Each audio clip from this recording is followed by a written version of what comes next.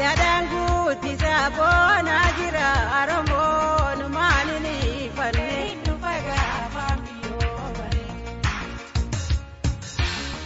O mare o mare o mare nindu faga fambiyo bare.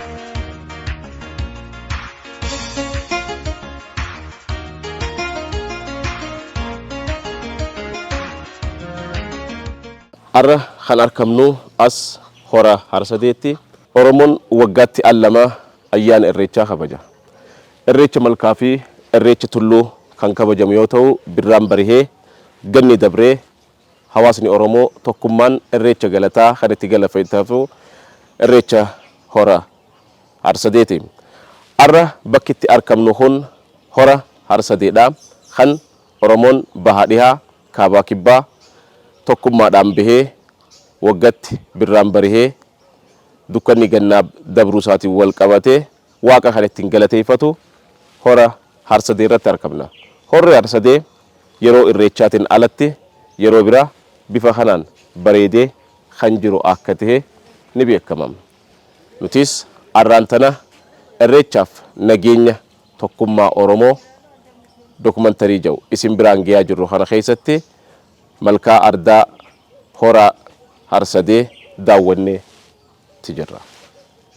O mare o mare o mare nindu faga fambiyo bare. Mare o mare o mare nindu faga fambiyo bare. O mare o mare o mare nindu faga fambiyo bare. Mare o mare o mare nindu faga fambiyo bare.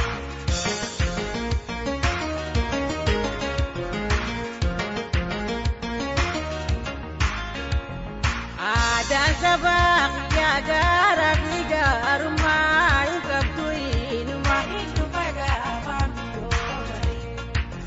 Sumakuf sumalaga laga male hunde sidakuma itu pada fambiyo bare.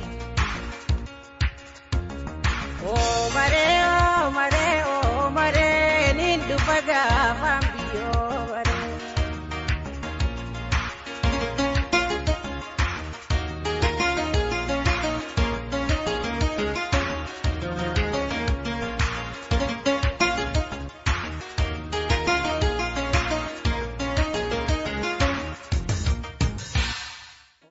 Yeroo biraa yeroo irreechaatiin ala bifa kanaan tajaajila bidiruudhaan akkanumattuu horsiisa qurxummiitiin dargaggootni kan irratti fayyadamanidha.